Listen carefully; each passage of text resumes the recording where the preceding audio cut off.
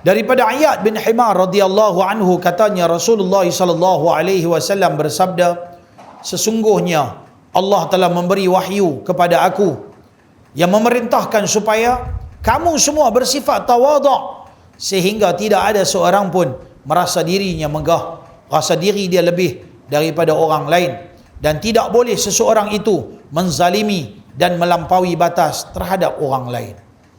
Yang inilah satu bab yang bukan senang kita nak boleh buat, tuan-tuan. Tawaduk. Tawaduk dengan diri kita, dengan kelakuan kita, dengan cara hidup kita, dengan cara percakapan kita, dengan hati kita. Banyaklah tawaduk 3 perkara, dengan kita punya tingkah laku zahir, perbuatan kita, dengan ucapan kita, dengan hati kita yang sebenar. Merasakan diri kita hina, kurang, rasa diri tak hebat pada orang lain. Sebaliknya, iaitulah takabbur, merasa diri lebih pandai, lebih hebat, lebih bagus daripada orang lain, namanya takabbur. Yang tu dilarang oleh Allah Subhanahu wa taala.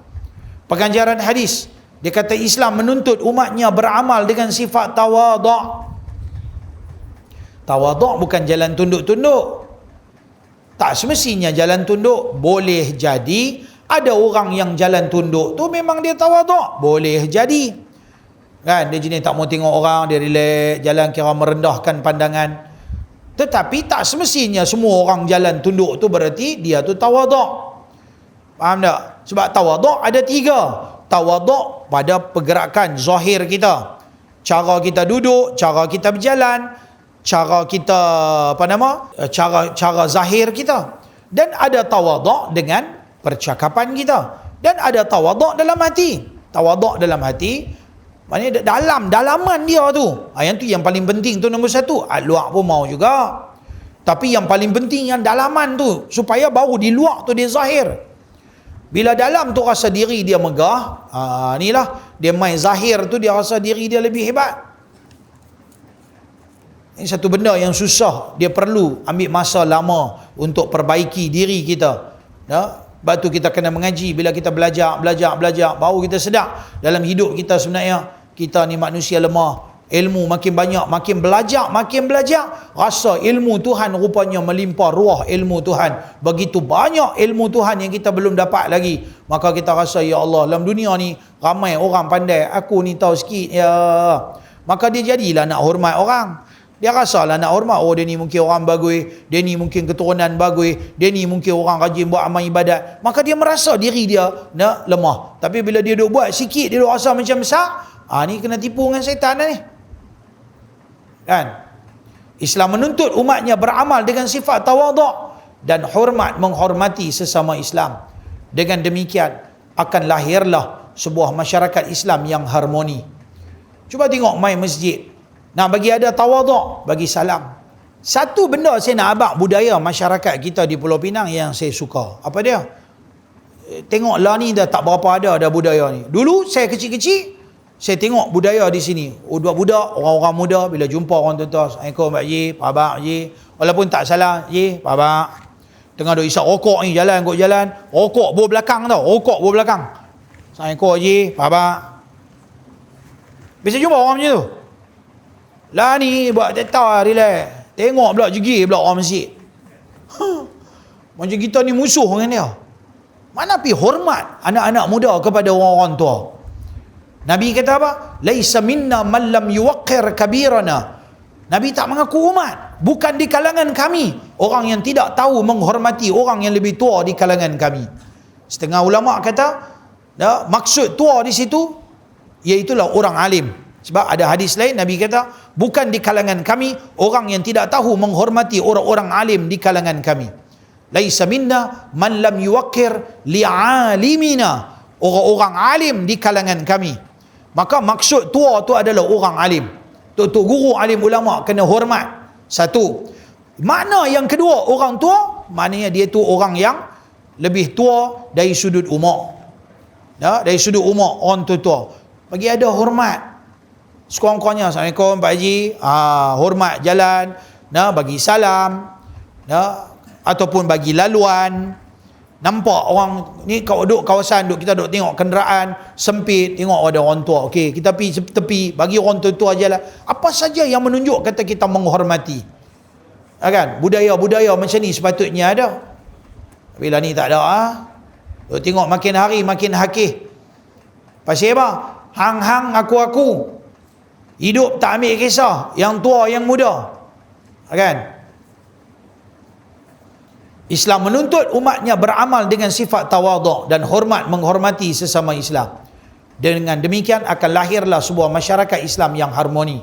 Hormat menghormati. Yang kedua, kedudukan orang Islam di sisi Allah Ta'ala adalah sama saja tarafnya. Tak kira siapa. Yang paling mulia di sisi Allah apa dia? Inna akramakum indallahi atqakum. Orang yang paling tinggi takwa dia pada Allah. Oleh sebab itu, Islam melarang umatnya melakukan kezaliman dan hendaklah menjauhi sifat-sifat keji seperti membesarkan diri, bermegah dan sebagainya. Bahkan bagi ada satu sikap untuk lebih pada nak tolong menolong, jumpa, tegur, menegur. Kadang-kadang main masjid, tak payah suar tangan tapi bagi salam. Senyum pun boleh. Senyum. Lalu nampak Pak Haji Jabar tengok. Assalamualaikum Haji. Tak ada apa senyum ya. Tapi lah ni kata senyum pakai face mask. Tak nampak Ustaz. Tak nampak tak apalah. Kita sambil bagi salam, tunjuk tangan sikit. Kau tak nampak ke apa ke. Bagi salam. Assalamualaikum. Kalau nampak boleh tunjuk muka senyum, okeylah tunjuk lah. Kan? Tunjuk kita punya rasa hormat. Tunjuk kita punya rasa, maknanya, dia macam ni ya. Satu orang dia mau tegur orang lain apabila dia rasa orang lain tu penting untuk dia. Apabila dia merasakan orang tu semua tak penting untuk diri dia, dia rasa manusia lain tu semua tak ada kehormatan, dia rasa hina manusia lain, dia takkan tegur, dia takkan tengok, dia takkan cakap. Ini budaya manusia. Maka sebab itulah disuruh supaya kita tegur menegur, senyum, kan, bagi ada. Ni kadang-kadang main masjid buat macam ikan pirana main muka. Dia main tu macam yang muka tu macam, dengan balik puluh tu, tak apalah kata Covid tak salam, habis-habis tak salam, kan, tunjuk-tunjuk tangan sikit. Assalamualaikum, baba, okey, kan. Kan orang nak beratuk keluar bagi siapa keluar dulu. Ni tak ada, habis-habis keluar buat tak tahu orang bagi salam pun buat macam dengar, macam tak dengar ya. Pasal apa macam siru macam tu? Sebab itulah masjid adalah tempat yang sebaik-baiknya, medan yang sepatutnya kita main. Kita duduk semua sama taraf. Ada sini orang duduk kerusi baldu ke? Tak ada. Ustaz pun sepatutnya duduk di bawah, tapi dah dia nak mengajar, kan? Nak tengok anak-anak murid, mungkin ada keperluan supaya dia boleh nampak orang ramai, dia nak mengajar senang. Bawa meja apakah, yang lain-lain pada tu kita semayang semua sama ya, sujud pun sama ya, semayang pun sama ya, kita duduk sama ya, kapet yang sama, sejadah yang sama, semua orang ada sejadah, macam tu ya, sama tinggi, sama rendah. Mengajar kita supaya, sebab tu Islam ni dia kata bila semayang letak kepala ni, dalam kepala ada otak ni menggambarkan ilmu pengetahuan, maka manusia mulia dengan ilmu. Sebab tu kalau bodoh, ilmu tak ada, jahil, siapa nak pandang kita, siapa nak berkawan dengan kita? Tengok kalau jumpa tepi jalan satu orang gila, ilmu tak ada, gila ada apa tak ada. Ada kita jumpa ni main Ustaz ni dah bagus orang nak sembang dengan orang gila, siapa pun tak mau sembang. Orang tahu kata dia gila, ada orang nak hormat dia, orang tak ada. Bahkan orang perambat, duduk sini, orang tu perambat pula lagi. Pasal apa? Gila memang pasal. Betul ya? Tapi oleh kerana dia ada ilmu, dia ada pengalaman, maka orang mulia dia.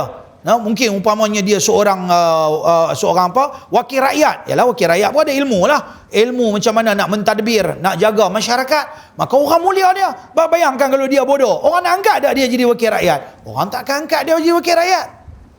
Maka mulia manusia tu disebabkan ilmu, pengetahuan diri dia. Maka sebab itulah bila semayang dia suruh kita letak benda paling mulia, iaitulah kepala kita yang duduk paling atas, letak di tempat yang paling bawah.